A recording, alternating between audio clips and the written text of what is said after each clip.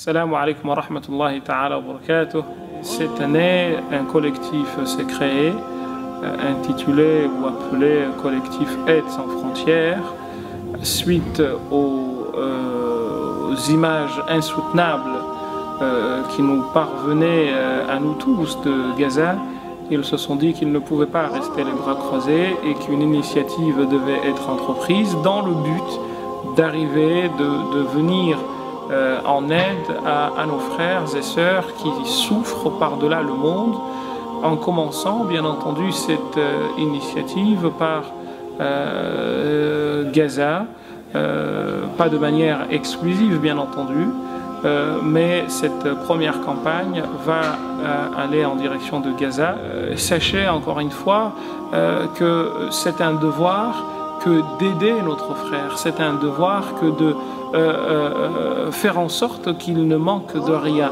C'est un devoir collectif et à la fois individuel. Raison pour laquelle aujourd'hui nous venons à votre rencontre pour vous dire, pour vous rappeler ce que vous savez déjà, car encore une fois il ne s'agit là que de rappel, car je ne pense pas qu'il existe une âme humainement et normalement constituée qui n'ait pas souffert des images ô combien insupportables de Gaza.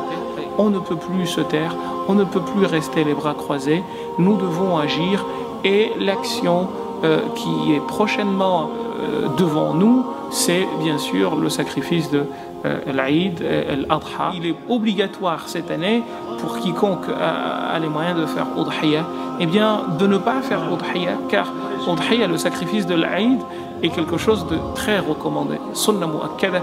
Or, aider nos frères, aider nos sœurs, aider nos enfants, parce qu'il s'agit là de nos enfants qui sont devenus aujourd'hui orphelins, les femmes qui sont veuves, eh bien, ils attendent l'aide de chacun de nous, ils attendent que chacun de nous donne ce qu'il a de meilleur, ne serait-ce que par une larme, pour que justement, eh bien, ils tiennent face au désastre qu'ils ont vécu. Et de ce point de vue-là, il y a une règle qui est très simple, qui est que on ne peut pas faire passer une sunna avant une obligation. Sunna, c'est de sacrifier le mouton pour perpétuer la sunna de notre grand-père Ibrahim alayhi salam, mais il est obligatoire d'aider nos frères, d'aider nos sœurs, d'aider nos orphelins.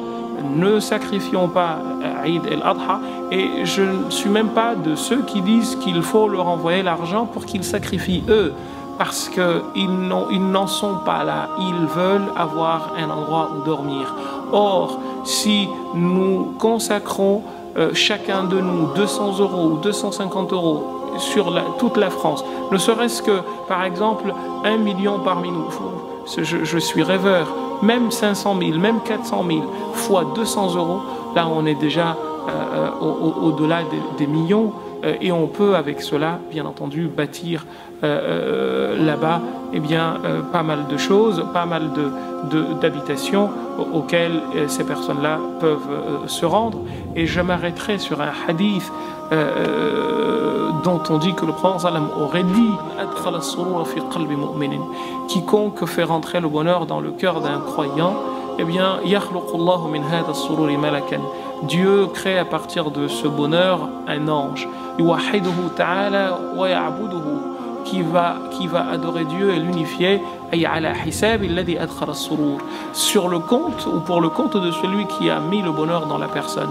Le prophète dit, si la personne se retrouve dans la tombe, cet ange lui vient et lui dit Ama ta'rifuni, est-ce que tu ne me connais pas? Et la personne, que Dieu fasse que vous et moi soyons comme celui-ci, eh bien la personne dira Man anta hatta a'rifak, qui es-tu pour que je te connaisse? Et l'ange dira Ana as-surur alladhi adkhaltani fi qalbi fulan, je suis le bonheur que tu as mis dans le cœur d'un tel. Ataytu al-yawma u'anis wahshatak, je suis venu aujourd'hui te sortir de ta solitude. Et te donner également la réponse aux questions qui vont être posées par Munkar et Nakir. Dira l'ange, et je ne sortirai point de là hatta uriyaka manzilaka fil jannah, jusqu'à ce que je te montre ton paradis, ta place au paradis. Seulement parce qu'on a rendu heureuse une personne. Qu'en est-il d'une famille? Or, comme je vous ai dit, 460 000 familles à Gaza se retrouvent aujourd'hui sans habitation. Alors ne faisons pas passer sunnah devant le wajib, parce que ce n'est pas logique et ce n'est même pas permis en islam. Ja'alana Allah wa iyyakum min alladhina yastami'una al-qawla fattabi'una ahsana. Wa sallallahu wa sallim wa barik ala sayyidina Muhammadin wa ala alihi wa sahbihi walhamdulillahi rabbil alamin.